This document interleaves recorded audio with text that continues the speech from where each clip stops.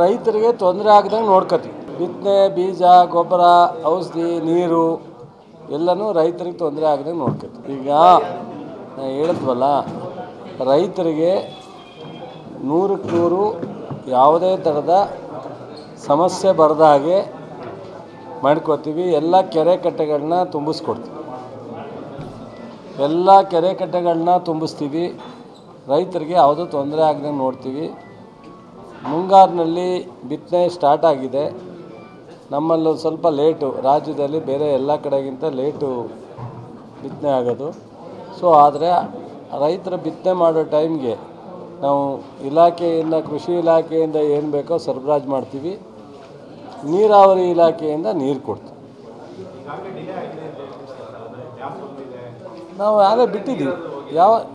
ಯಾರು ಹೇಳಿದ್ದು? ಎಲ್ಲ ಕಡೆ ನೀರು ಹೋಗ್ತಾ ಇದೆ, ಎಲ್ಲೂ ಇಲ್ಲ. ಬಿಟ್ಟು ಭಾಳ ದಿವಸ ಆಗಿದೆ.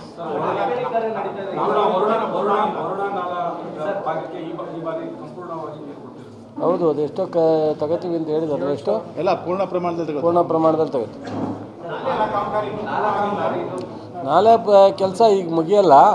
ಅದು ಮುಂದೆ ಯಾವಾಗಾರ ನೀರು ಆಫ್ ಆ್ಯಂಡ್ ಆನ್ ಆದಾಗ, ತೊಂದರೆ ಪೂರ್ತಿ ಏನಾದ್ರು ನಿಲ್ಲಿಸಿದಾಗ, ಬೇಸಿಗೆ ಬಂದಾಗ ನೋಡ್ಕೊ ಸ್ಟಾಪ್ ಮಾಡ್ತೀವಿ. ಸ್ಟಾರ್ಟ್ ಮಾಡಿದಾರಲ್ಲ, ಸ್ಟಾರ್ಟ್ ಮಾಡಿದ್ದೀವಿ. ನೋಡ್ರಿ, ಒಂದೇ ಲೈನಲ್ಲಿ ಹೇಳ್ತೀನಿ, ನಮ್ಮ ಸರ್ಕಾರ ರೈತರ ಪರವಾಗಿದೆ. ಎಲ್ಲ ಮುಂಗಾರಿಗೆ ಏನೇನು ಬೇಕೋ ಎಲ್ಲ ವಿಚಾರದಲ್ಲೂ ನಾವು ಸಂಪೂರ್ಣವಾಗಿ ರೈತರ ಜೊತೆಯಲ್ಲಿ ರೈತರಿಗೆ ಅನುಕೂಲ ಆಗೋ ರೀತಿಯಲ್ಲಿ ಮಾಡ್ತೀವಿ. ಅದರ ಜೊತೆಗೆ ಕೆರೆಗಳಿಗೆ ಸಂಪೂರ್ಣವಾಗಿ ತುಂಬಿಸುವಂಥ ಕೆಲಸ ಮಾಡ್ತೀವಿ. ಆಮೇಲೆ ಮೈಸೂರು, ಟಿ ನರಸೀಪುರ ಇರ್ಬೋದು, ವರ್ಣ ಇರ್ಬೋದು, ಸೊ ಮಂಡ್ಯ ಜಿಲ್ಲೆ ಇರ್ಬೋದು, ಎಲ್ಲಿಗೂ ಇವತ್ತಿಗೆ ಕೊರತೆ ಇಲ್ಲ. ಆ ಕಾವೇರಿ ತಾಯಿ ನಮ್ಮ ಪರವಾಗಿದ್ದಾಳೆ, ಆಶೀರ್ವಾದ ಮಾಡ್ತಾಯಿದ್ದಾರೆ. ಮುಂದೆನೂ ಮಳೆ ತೊಂದರೆ ಆಗಲ್ಲ ಈ ವರ್ಷ. ಸೊ ಅದರಿಂದ ಅದ್ರ ಕಡೆ ನಾವು ಚಿಂತೆ ಮಾಡೋ ಅವಶ್ಯಕತೆ ಇಲ್ಲ. ನಿಮ್ಮೆಲ್ಲ ಸಹಕಾರ ಇರಲಿ. ನಮಗೇನಪ್ಪ ಅಂದರೆ ಹೆಚ್ಚು ಮಳೆ ಊದಿ ಯಾವುದೂ ಹಾನಿ ಆಗದೇ ಇರಲಿ ಅಂತೇಳಿ ದೇವರಲ್ಲಿ ಕೇಳ್ಕೊತೀವಿ. ಅದು ಕೋರ್ಟಲ್ಲಿ ಒಂದು ಅಪ್ಲಿಕೇಶನ್ ಹಾಕಿದ್ದಾರೆ. ಅದು ಡೇಟ್ ಆಯ್ತೇನಪ್ಪ? 27ಕ್ಕೆ ಹೋಗಿದೆಯಾ? 23ಕ್ಕೆ ಡೇಟ್ ಹೋಗಿದೆ. ನಾನು ಕರೆದು ಮಾತಾಡ್ತೀನಿ ಅಂತ ಹೇಳಿದ್ದೆ. ಅವರು ಆತುರವಾಗಿ ನಾನು ಮಾತಾಡೋದಕ್ಕಿಂತ ಮುಂಚೆನೇ ಕೋರ್ಟ್ಗೆ ಅಪ್ಲಿಕೇಶನ್ ಹಾಕಿದ್ದಾರೆ. ಸೊ ಅದರಿಂದ 23ಕ್ಕೆ ಡೇಟ್ ಹೋಗಿದೆ. ಸೊ ಎಲ್ಲ ಡೀಟೇಲ್ ಕೇಳಿದ್ದಾರೆ. ನಮ್ಮ ಇಲಾಖೆ ಮತ್ತು ಸರ್ಕಾರದ ವಕೀಲರು 23ಕ್ಕೆ ಎಲ್ಲ ಅವರ ಕೇಳಿರ್ತಕ್ಕಂಥ, ನ್ಯಾಯಾಲಯ ಕೇಳಿರ್ತಕ್ಕಂಥ ಎಲ್ಲ ಮಾಹಿತಿಯನ್ನು ಒದಗಿಸ್ತೀವಿ. ಏನು ತೀರ್ಮಾನ ಬರುತ್ತೆ ನೋಡಿ. ಆಯಿತು, ಏನು ಮಾಡೋಕ್ಕಾಗುತ್ತಪ್ಪ. ನ್ಯಾಯಾಲಯ ನಮಗಿಂತ ದೊಡ್ಡದು, ಜನ ನಮಗಿಂತ ದೊಡ್ಡವರು. ಒಂದು ನ್ಯಾಯಾಲಯಕ್ಕೂ ನಾವು ತಲೆಬಾಗಬೇಕು, ಒಂದು ಜನರ ವಿಶ್ವಾಸನೂ ತಗೋಬೇಕು. ನಾವು ಇಷ್ಟೆಲ್ಲ ಜನರ ಪರವಾಗಿ ಕೆಲಸ ಮಾಡ್ತಾಯಿದ್ದೀವಿ. ಸಣ್ಣ ಪುಟ್ಟ ಅವ್ರನ್ನ ಮನವೊಲಿಸೋ ಕೆಲಸ ಮಾಡಬೇಕಾಗತ್ತೆ, ಮಾಡ್ತೀವಿ. ಜೊತೆಗೆ ಮಧ್ಯೆ ಕೋರ್ಟ್ ಇರೋದ್ರಿಂದ ಕೋರ್ಟ್ ನ್ಯಾಯಾಲಯ ತೀರ್ಪು ನೋಡ್ಕೊಂಡು ಆಮೇಲೆ ನಾನು ಮಾತಾಡ್ತೀನಿ.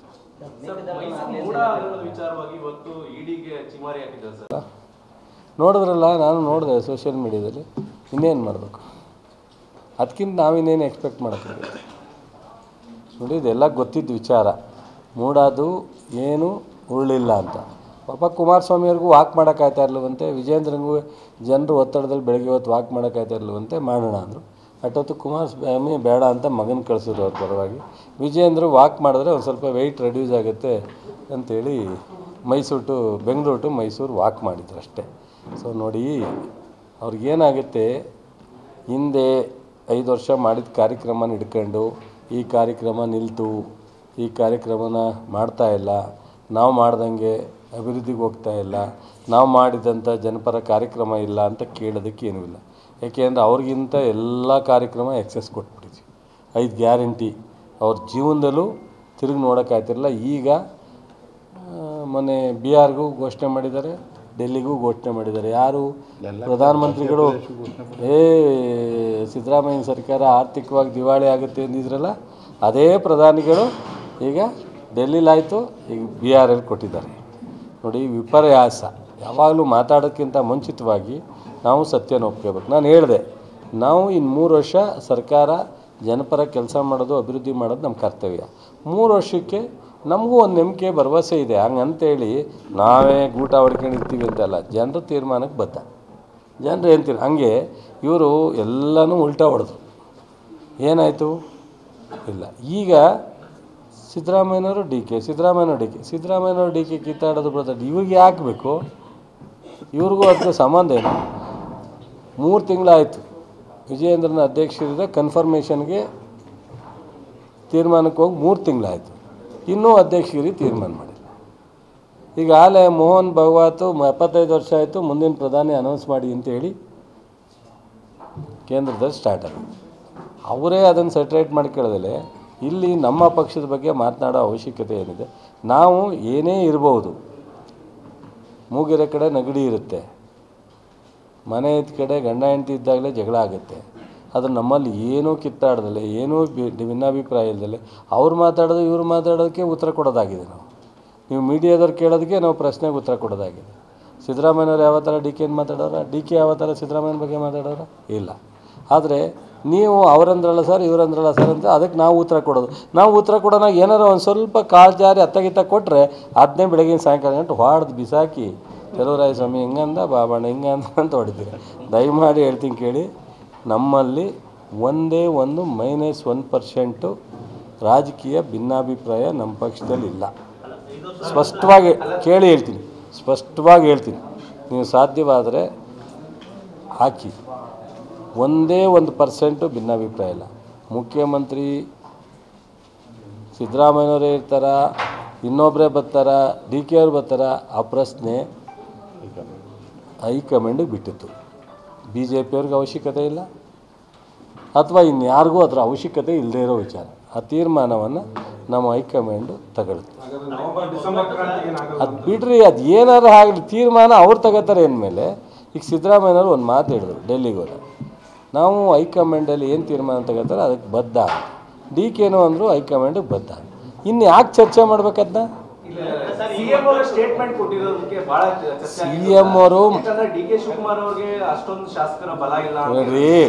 CM ಅವರು ಮಾತನಾಡೋ ಸಂದರ್ಭದಲ್ಲಿ ಏನಾದ್ರು ಒಂದು ಮಾತಾಡೋದನ್ನೇ ಹಿಡ್ಕೊಂಡು ನೀವು ಹಿಂದೆ ಮುಂದೆ ಸುತ್ತಾಡ್ಸೋದು ಬೇಡ. ಬಟ್ ಆದರೆ ಅವರೆಲ್ಲರೂ ನಾವು ಹೈಕಮಾಂಡಿಗೆ ವಿರುದ್ಧ ಅಂತ ಹೇಳಿದ್ರ, ಅಥವಾ ಡಿ ಕೆ ಯಾವಾಗಲೂ ಎಲ್ಲ ನಾನು ಫೈಟ್ ಮಾಡ್ತಾ ಇದ್ದೀನಿ ಅಂತ ಹೇಳಿದ್ರ, ಎಲ್ಲೂ ಏನೂ ಇಲ್ಲ. ಯಾಕೆ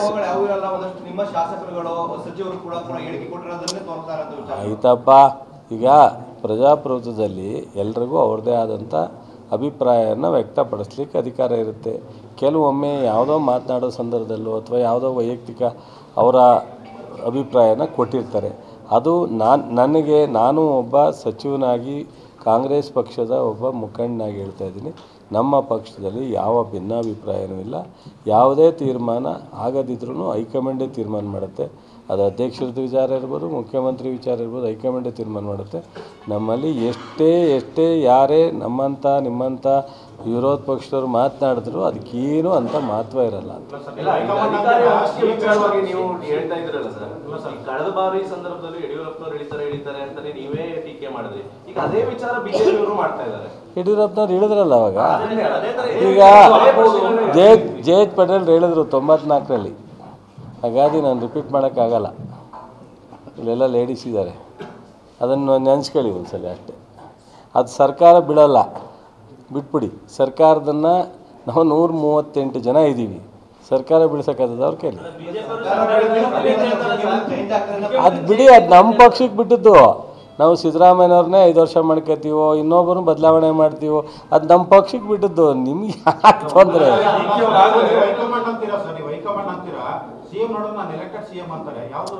ಸರಿ ರೀ, ಇನ್ನೇನು ನಾನು ಎಲೆಕ್ಟೆಡ್ ಅಲ್ಲ, ನಾನು ನಾಮಿನೇಟೆಡ್ ಅಂತ ಹೇಳೋಕ್ಕಾಗತ್ತಾ ಅವರು? ನೀವು ನಾಳೆ ರಾಜೀನಾಮೆ ಕೊಡ್ತೀನಿ ಅಂತ ಹೇಳೋಕ್ಕಾಗತ್ತಾ? ಅದು ಹೆಂಗ್ರಿ? ಆ ಥರ. ಈಗ ನಮ್ಮ ಪಕ್ಷ ಕಾಂಗ್ರೆಸ್ಸು ನ್ಯಾಷನಲ್ ಪಾರ್ಟಿ, 138 ಜನ ಶಾಸಕರಿರೋ ಪಕ್ಷ. ನೀವು ಸುಮ್ಮನೆ ಕೇಳಿದ್ರೆ ಯಾರು ರಾಜೀನಾಮೆ ಕೊಡ್ತೀನಿ ಅನ್ನೋಕ್ಕಾಗತ್ತೆ? ಅಥವಾ ನನ್ನ ಟರ್ಮ್ ಮುಗೀತು ಅನ್ನೋಕ್ಕಾಗತ್ತಾ? ಅವೆಲ್ಲ ತೀರ್ಮಾನ ಆಗೋದಿದ್ದರೆ ಹೈಕಮಾಂಡ್ ಮುಂದೆ ತೀರ್ಮಾನ ಆಗುತ್ತೆ. ಎಲ್ಲಿ ಮಾತಾಡಬೇಕೋ ಅಲ್ಲಿ ಸಿದ್ದರಾಮಯ್ಯವರಾಗಲಿ ಡಿ ಕೆ ಅವರಾಗಲಿ ಮಾತಾಡ್ತಾರೆ.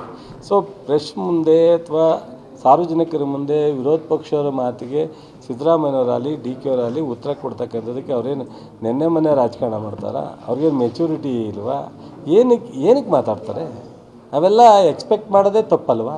ಬಟ್ ಇದೇನಾಗಿದೆ, ವಿರೋಧ ಪಕ್ಷದವ್ರಿಗೆ ನಾನು ಹೇಳ್ದಂಗೆ 5 ವರ್ಷದ್ದು ಒಳ್ಳೆಯ ಕೆಲಸನೂ ಮಾಡಲಿಲ್ಲ, ಹೀನಾಯವಾಗಿ ಸೋತರು. ಮುಂದೆ ಅವ್ರಿಗೇನಾದ್ರು ಗುರಿ ಇದೆ ಅದನ್ನು ಹೇಳೋಕ್ಕಾಗ್ತಾಯಿಲ್ಲ ಅವ್ರಿಗೆ. ಯಾಕೆ?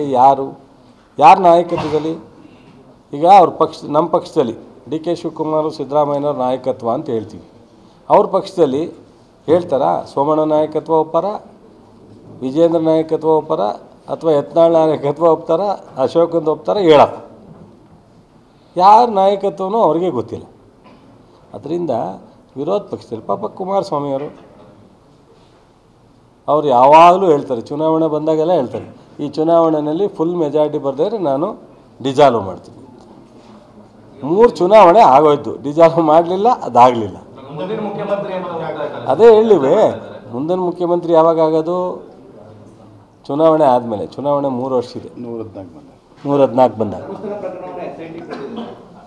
ಇನ್ನು ಸಂಘ ಸಂಸ್ಥೆಗಳು ಸಾರ್ವಜನಿಕರು ಒತ್ತಡದ ಮೇರೆಗೆ ಕೊಟ್ಟಿದ್ದೀವಿ ಅನ್ನೋದನ್ನು ಸರ್ಕಾರ ಈಗಾಗಲೇ ಘೋಷಣೆ ಮಾಡಿದೆ. ಅದು ಗೃಹ ಇಲಾಖೆ ಮತ್ತು ಮುಖ್ಯಮಂತ್ರಿಯವರು ಮತ್ತು ಅಲ್ಲಿ ಜಿಲ್ಲೆ ಉಸ್ತುವಾರಿ ಸಚಿವರು ಗಮನಿಸಿರೋ ವಿಚಾರ. ನನಗದ್ರ ಪೂರ್ಣ ಮಾಹಿತಿ ಇಲ್ಲ. ಸೊ ಹಾಗಾಗಿ ನಾನು ಮಾಧ್ಯಮದಲ್ಲಿ ಬೆಳಗ್ಗೆ ಬರ್ತಾ ನೋಡಿದೆ. ಸೊ ಹಾಗಾಗಿ ಅದ್ರ ಬಗ್ಗೆ ನಾನು ಹೆಚ್ಚು ಹೇಳಲಿಕ್ಕೆ ನನಗೆ ಮಾಹಿತಿ ಇಲ್ಲ. ನೋಡ್ರಿ, ಅವರು ಲಾಸ್ಟ್ ಟೈಮ್ ಬೊಮ್ಮಾಯಿ ಸಾಹೇಬರು ಕೊಟ್ಟಾಗ ನಮ್ಮ ಶಾಸಕರುಗಳಿಗೆ 0, ಬೆಂಗಳೂರಿನಲ್ಲೂ 0 ಕೊಟ್ಟಿದ್ರು, ಹೊರಗಡೆನೂ ಇಲ್ಲ. ನಾವು ಕಳೆದ ಬಾರಿ 10 ಕೋಟಿ ಕೊಟ್ಟಾಗ 224 ವಿಧಾನಸಭಾ ಕ್ಷೇತ್ರಕ್ಕೂ 10 ಕೋಟಿ ಕೊಟ್ಟಿದ್ರು ನಮ್ಮ ಮುಖ್ಯಮಂತ್ರಿಗಳು. ಕೇಳಪ್ಪ ನಣಿ, 224 ಕ್ಷೇತ್ರಕ್ಕೂ 10 ಕೋಟಿ ಕೊಟ್ಟಿದ್ರು. ಈಗ ಹೌದು, ನಾವು ಸರ್ಕಾರ ಮಾಡೋಣಾಗ ನಾವು 138 ಜನ ಗೆಲ್ಲಿಸಿದಾಗ ಒಂದು ಸ್ವಲ್ಪ ಹೆಚ್ಚು ಕೊಟ್ಟರೆ ಅದೊಂದು ಮಹಾ ಅಪರಾಧವೇ? ಮನೆಯಲ್ಲಿ 4 ಜನ ಮಕ್ಕಳನ್ನ ಇಟ್ಬಿಟ್ಟು ಕೊನೆ ಮಗನಿಗೆ ಒಂಚೂರು ರೈಸೋ ತುಪ್ಪನೋ ಒಂದು ಕೋಳಿ ಪೀಸೋ ಹೆಚ್ಚಾಗಿ ಹಾಕ್ತಾರಪ್ಪ, ಅದೇ ಅಪರಾಧ ಅಂತೀಯ? ನಾವು ಅವ್ರಿಗೆ ಕೊಡದೇ ಇದ್ದರೆ ತಪ್ಪು. ಅವ್ರ ಥರ ಬೊಮ್ಮಾಯಿಯವ್ರ ಥರ 1 ರೂಪಾಯಿನೂ ಕೊಡದಲ್ಲೇ ಇದ್ದರೆ ತಪ್ಪು. ನಾವು ಅವ್ರಿಗೂ ದೊಡ್ಡ ಅಮೌಂಟೇ ಕೊಟ್ಟಿದ್ದೀವಿ. ಅದಲ್ಲದೆ ಇಲಾಖೆಯಲ್ಲಿ ಏನು ಬರ್ತದೆ, ಕಾರ್ಯಕ್ರಮ ಏನು ಬರುತ್ತೆ, ಎಲ್ರಿಗೂ ಲಭ್ಯ ಆಗುತ್ತೆ. ತಾರತಮ್ಯ ಅಲ್ಲ, ತಾರತಮ್ಯ ಅಂದರೆ 0 ಮಾಡಿದ್ರು. ನಾವು ಮಾತ್ರ ಕೊಟ್ಕೊಂಡು ಅವ್ರು ಕೊಡದೇ ಇದ್ದರೆ ನಾನು ತೆಗೆದು ನೋಡಿ ನೀವೇ. ಕಳೆದ ಬಾರಿ ಬೊಮ್ಮಾಯಿಯವ್ರು ಕೊಟ್ಟಾಗ ಬೆಂಗಳೂರಿನ ನಮ್ಮ MLAಗಳಿಗೂ ಕೊಟ್ಟಿರಲಿಲ್ಲ. ಸಿದ್ದರಾಮಯ್ಯನವ್ರು ಕೊಟ್ಟಿದ್ದಂಥ ಅನುದಾನನ ವಾಪಸ್ ತಗೊಂಡಿದ್ರು ಅವಾಗ. ಸೊ ಹಾಗಾಗಿ ಅವ್ರ ಥರ ನಾವು ಮಾಡಿಲ್ಲ. ನಾವು ಸ್ವಲ್ಪ ನಮ್ಮವರು ಭಾಳ ಒತ್ತಡ ಮಾಡಿದಾಗ ಕೆಲಸ ಮಾಡಬೇಕು ಅನ್ನೋ ಆಸಕ್ತಿ ಇರೋರಿಗೆ ಒಂದು ಸ್ವಲ್ಪ ಹೆಚ್ಚು ಮಾಡಿ ಆ ಥರ ಏನು ನೋಡ್ರಿ, ಎಲ್ಲದರಲ್ಲೂ ಆಲ್ವೇಸ್ ಬೆಟರ್ ದ್ಯಾನ್ ಕಾಂಗ್ರೆಸ್ ಪಕ್ಷ, BJP ಮತ್ತು JDSಗಿಂತ ಎಲ್ಲ ವಿಚಾರ ಟ್ರಾನ್ಸ್ಪರೆನ್ಸಿ ಇದೆ. ಸಿದ್ದರಾಮಯ್ಯನವರು ಸ್ವಲ್ಪ 1% ನಮ್ಮವರು ಕಾಂಗ್ರೆಸ್ ಪಕ್ಷದ ಕಾರ್ಯಕರ್ತರು ಅಥವಾ MLAಗಳ ಹತ್ರ ಮಾತಾಡಿದ್ರೆ ಅಪರಾಧ ಅಂದರೆ ಕಷ್ಟ. ಸೊ ವಿರೋಧ ಪಕ್ಷಕ್ಕೆ ಏನು ಗೌರವ ಕೊಡಬೇಕು, ವಿರೋಧ ಪಕ್ಷ ಶಾಸಕರಿಗೆ ಏನು ಗೌರವ ಕೊಡಬೇಕು ಕೊಡ್ತಾರೆ. ಸೊ ಎಲ್ಲ ದಾರಿಲಿ ಹೋಗ್ತಿದ್ದಾಗ 1 ನಿಮಿಷ ನಿಲ್ಸಿ ಮಾತಾಡಿದ್ರೆ ಅಯ್ಯೋ ಇವ್ರಿಗೆ ಜಾಸ್ತಿ ಮಾತಾಡ್ತಾರೆ, ಅವ್ರಿಗೆ ಕಡಿಮೆ ಮಾತಾಡ್ತಾರೆ ಅಂತ ತಪ್ಕೊಂಡು ಹಿಡಿದ್ರೆ ಹೆಂಗೆ? ಕಷ್ಟ. Thank you sir.